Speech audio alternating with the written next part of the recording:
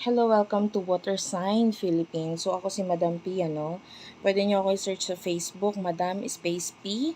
Space pa sa dulo. Kung gusto nyo makipag-interact sa akin, doon kayo makagawa yun. Kasi dito sa YouTube, of course, limited lang yung interactions natin dito. Sa Facebook, yan. Nagsishare din ako dyan ng mga, you know, the things about my life. So, if you want to see that, you might want to check it out. At dyan na rin kayo pwede magpabook ng personal reading. TikTok namin, Unipri, UNIPRI. Dyan din kayo pwede mag-avail ng mga products na available sa amin. So, pasensya mo na, medyo maalog. Sinashuffle ko kasi yung cards. But anyway, let's start. Water sign, Cancer, Scorpio, Pisces. Love reading para sa'yo. Kung hindi ka nakaka-relate, huwag mong kuhanin, ibigay mo sa iba. For water sign. Okay, water sign. King of Swords is here. The Empress. Yeah, you're looking so beautiful, pretty. Magaling ka. Alam mo, ikaw na yung complete package na masasabi ko eh. Kasi nakita natin dito, you have the talents, the skills, the looks, no? And the King of Swords, nandyan yung pagiging, you look so professional. And King of Swords is someone na talagang magaling. Talagang may masasabi. Hindi yan basta muka lang ang meron. Meron talagang utak yan. Meron talagang class yan. So, especially if you're a woman. Pero of course, this is open naman sa anong gender. Also with a man. A man, a woman, and whatever gender you are, okay lang yon. So, nakikita natin, you are someone na hindi maiiwasan yung may mga mainggit at mawawala, no? At mainggit sa'yo, hindi mawawala yan. Nakikita natin meron at meron eh. Pero hindi ka naman kasi sa kanila nakafocus. Like, radya sila, alam mo yon pero ano naman pakialam ko sa kanila? Di ba? Parang ganun ka lang. So, who is this person that you're dealing with? Okay.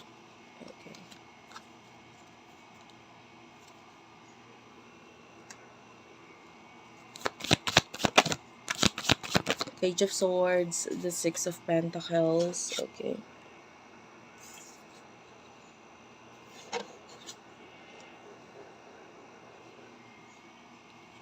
King of Wands.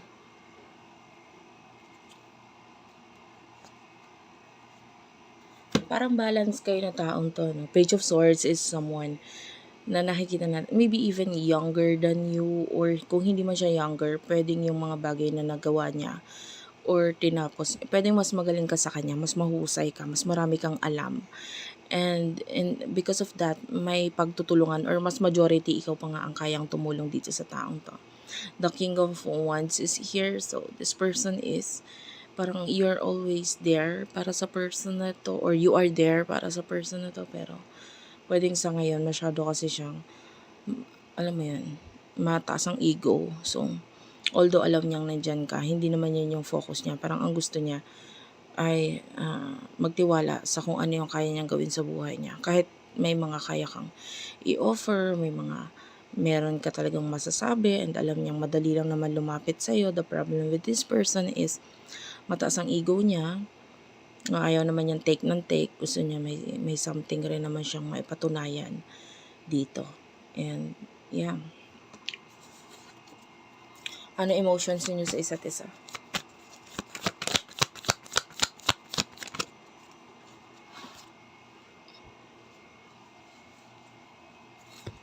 Ten of Wands and the Ace of Cups is here. Three of Wands. You love the person, pero I feel like you miss someone else. Mahal mo ng taon to, pero meron kang taong namimiss pa. And I feel like you do love the other person as well. Mahal mo rin yan. Gusto mo rin yan. The Ten of Wands is here. Like, if ever na kinakailangan na mag-move or lumipat ng tahanan or place, you are willing na magbigay or lumipat ng place towards the person na mimiss mo talaga. Pero you don't have the right ano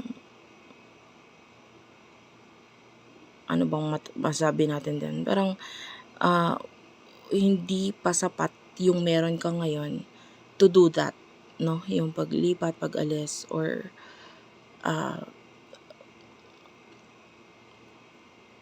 hindi pa enough. Hindi mo kayang umalis kung nasaan ka ngayon. O some of you, ganitong story, no? You are in a relationship, and then there's another person that you're thinking na mahal mo rin, and mas nakikita natin na mas nandun yung pagmamahal mo.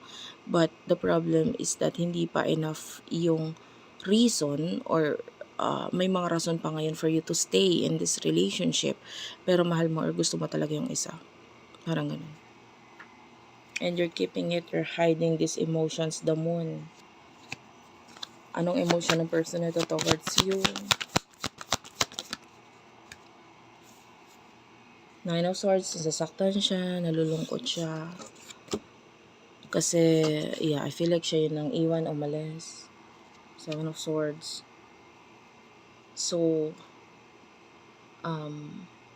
pwede may mga sinabi siya sa'yo na alam niyang nakasakit or nakapagpababa sa'yo or what. Or, pwedeng iba wala namang sinabi. Pero meron dito, may nakita tayo. May mga sinabi siyang alam niyang mali yung sinabi niya. But, ngayon pinagsisisihan niya.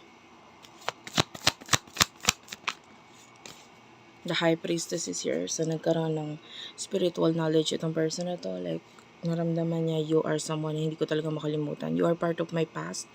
And I feel like, hindi lang tayo ganito. I mean, this is not just a physical connection. I feel more spiritual sa'yo. Spiritual connection yung meron tayo. And na-realize niya yun, medyo huli na. Kung kailan wala ka na. So, what will happen in the near future sa inyong dalawa? Queen of Swords is here. And the Chariot, Page of Wands. You do have here the Death card, Scorpio energy. Puro major arcana, ha? Ayan, o. 3 major arcana yung lumabas. Aside the person mo in the near future.